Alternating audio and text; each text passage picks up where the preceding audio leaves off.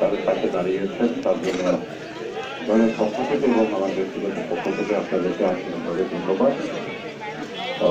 এই যে জনগণের দল সবসময় জনগণের পাশে থাকে এবং যে কোনো ধরনের দুঃখ দুর্দশা আমাদের সামর্থ্য সীমাবদ্ধতা যতই থাকুক আমরা যেন সবসময় অব্যাহত রাখি আমাদের এই প্রচেষ্টা কিছু মানুষের পাশে দাঁড়াবে। এখন একটা প্রশ্ন হলো যে শীতের মৌসুম আসলে ঘটনা কথা, এটা যেমন একটা বিধির বিধান, এটা করতেই হবে। কেন? সে কারণেই সরকারকে বলবো অত্যন্ত নিরপেক্ষভাবে এবং গুরুত্ব দিয়ে এই বস্তিতে আগুন লাগার ঘটনাগুলি কেন, এগুলি একটু নবীর পর্যবেক্ষণের মাধ্যমে আবিষ্কার করুন। আর এই যে আমরা আসবো, সুনাম অর্জন করবো, বস্তিবাসীদের কিছু দেব, এরাও মানুষ, আমরাও মানুষ, এরাই বা আজীবন বস্তিতে থাকবে কেন? তাদেরকে বস্তিবাসী হিসেবে আমরা আখ্যায়িত করবো কেন? আমরা পল্লবীবাসী, মিরপুরবাসী বলতে পারবো না কেন? সেখানেই সরকারকে বলবো, বহু টাকাই তো অপচয় করেন, বহু টাকাই অনেক কিছু করেন, এটা স্থায়ী ভাবে এদের পুনর্বাসনের ব্যবস্থা করেন। এখানে করেন, সেখানে করেন, যেখানেই করেন, তাদেরকেও স্থায়ী ঠিকানা দেন। তারা বস্তিবাসী হিসেবে কেন একটা স্বাধীন দেশে বসবাস করবে? এটা হলো আমার একমাত্র দাবি। আরেকটা দেখুন, যে এই যে বস্তির লোকগুলি থাকে, জায়গা সরকারের, এরা থাকে, তারপরে ওদের মাসে মাসে কাউকে না কাউকে মাসোয়ারা দিতে হয়, সেটা ভাড়ার মতোই হোক, যেভাবেই হোক। এই মাসোয়ারা ওগুলোই কারা খায়, কারা পায়, তাদেরকে একটু নজর দেয়।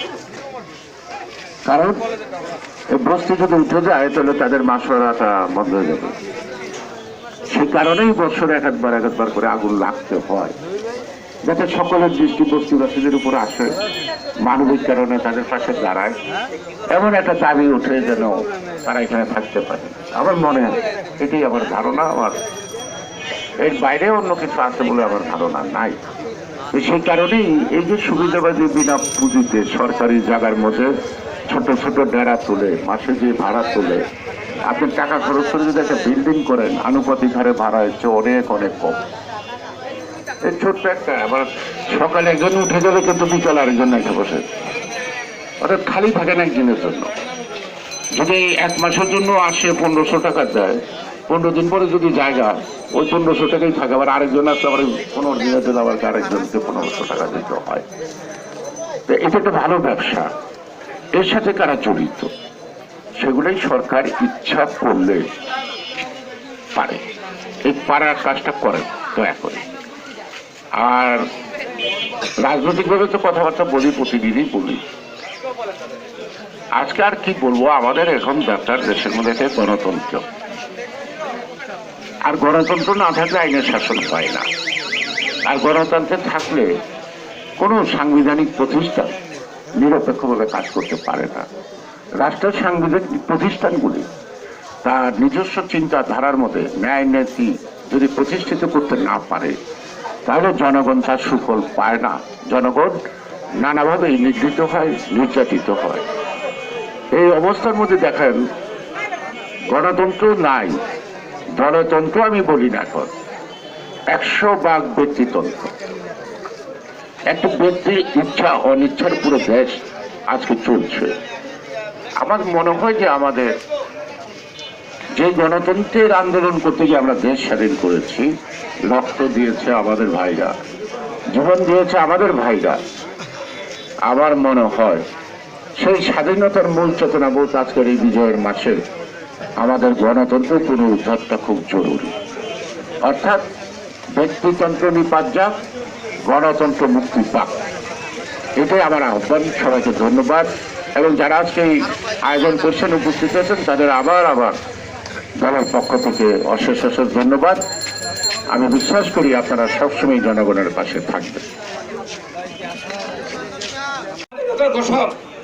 জন্ম মহাপুরুষ যে লোকটা আর দ্বিতীয়বার এই দুনিয়াতে আসবে কিনা, এই বাংলাদেশ আর আবির্ভূত হবে কিনা, এটা সন্দেহ বন্ধু।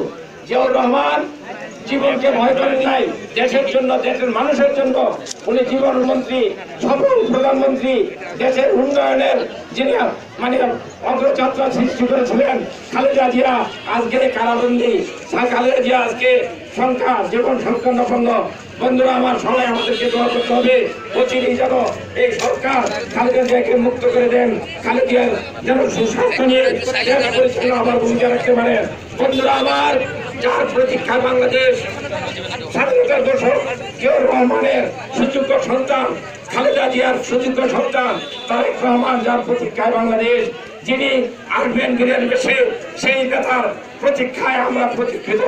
বন্ধুরা আমার, আজকে আমাদের জিয়াউর রহমানের যে নীতি আদর্শ ছিল, ব্যক্তির চেয়ে দল বড়, দলের চেয়ে দেশ বড়।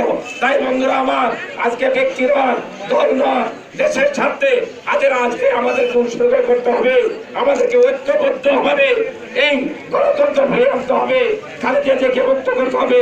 তারেক আজকের এই ত্রাণ বিতরণ করছেন বাংলাদেশ জাতীয়তাবাদী দল বিএনপি স্থায়ী কমিটির অন্যতম সদস্য, প্রভাবশালী সদস্য বাবু গয়েশ্বর চন্দ্র রায় উপস্থিত হয়েছে। আজকের যার সভাপতিত্বে ত্রাণ বিতরণ হচ্ছে, যিনি আয়োজন করেছেন ঢাকা 16 আসনের মহামানসী মানুষের নেতা, ঢাকা মহানগর উত্তর বিএনপির সংগ্রামী সহসভাপতি আলহাজ একেএম মোয়াজ্জেম হোসেন। উপস্থিত রয়েছেন কেন্দ্রীয় বিএনপির ক্রীড়া বিষয়ক সম্পাদক ফুটবলার আমিনুল হক।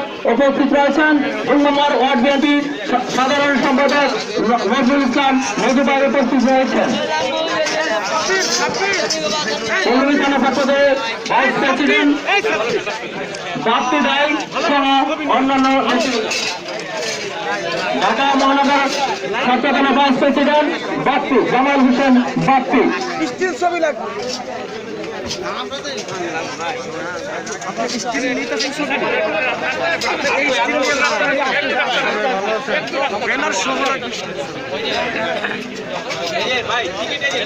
আজকের এই ক্ষতিগ্রস্তদের মাঝে ত্রাণ বিতরণ করছেন বাংলাদেশ জাতীয়তাবাদী দল বিএনপি স্থায়ী কমিটির অন্যতম প্রভাবশালী সদস্য বাবু গয়েশ্বর চন্দ্র রায়। বাবু গয়েশ্বর চন্দ্র রায়কে ঢাকা 16 আসনের পক্ষ থেকে, আলহাজ একেএম মোয়াজ্জেম হোসেনের পক্ষ থেকে আমরা তাকে লাল গোলাপ শুভেচ্ছা জানাচ্ছি। এখানে আরো উপস্থিত রয়েছেন কেন্দ্রীয় বিএনপির ক্রীড়া বিষয়ক সম্পাদক আমিনুল হক, বিএনপি মহানগর উত্তরের যুগ্ম সাধারণ সম্পাদক বিবি শামীম পারভেজ, সাংগঠনিক সম্পাদক সোহেল রহমান, যুগ্ম সাধারণ সম্পাদক সাবের চৌধুরী কিরণ, যুগ্ম সাধারণ সম্পাদক গোলাম রব্বানী, সহ সাধারণ সম্পাদক মোহাম্মদ ইকবাল হোসেন সহ ঢাকা মহানগর উত্তরের অপরাপর নেতৃবৃন্দ। এখানে যারা মূলত আয়োজন করেছেন এই ওয়ার্ডের সাধারণ সম্পাদক জনাব আলিম মিরাজ এবং আনিসুর রহমান আনিস সহ সবাইকে। আরো উপস্থিত রয়েছেন 3 নং ওয়ার্ড বিএনপির সভাপতি জাহাঙ্গীর আলম লালন। উপস্থিত রয়েছেন রূপনগর থানা বিএনপির নেতা আশরাফ মান্নান সহ অন্যান্য নেতৃবৃন্দ। আরো উপস্থিত রয়েছেন স্বেচ্ছাসেবক দলের কাজী মিজান সহ কাজী সাফির সহ অপরাপর নেতৃবৃন্দ, সংগ্রামী নেতৃবৃন্দ আমাদেরকে সুশৃঙ্খলভাবে ত্রাণ বিতরণে সহায়তা করতেছেন এই ওয়ার্ডের অত্যন্ত পরিশ্রম নেতা আনিসুর রহমান এবং আলিম মিরাজ। তাদেরকে ঢাকা 16 আসনের মহামাটি মানুষের নেতা আলহাজ একেএম মোয়াজ্জেম হোসেনের পক্ষ থেকে অভিনন্দন।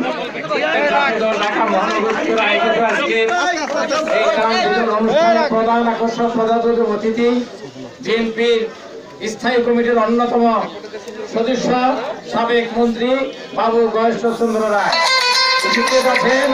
এখানে আমাদের ঢাকা মহানগর উত্তরের যুগ্ম সাধারণ সম্পাদক শামীম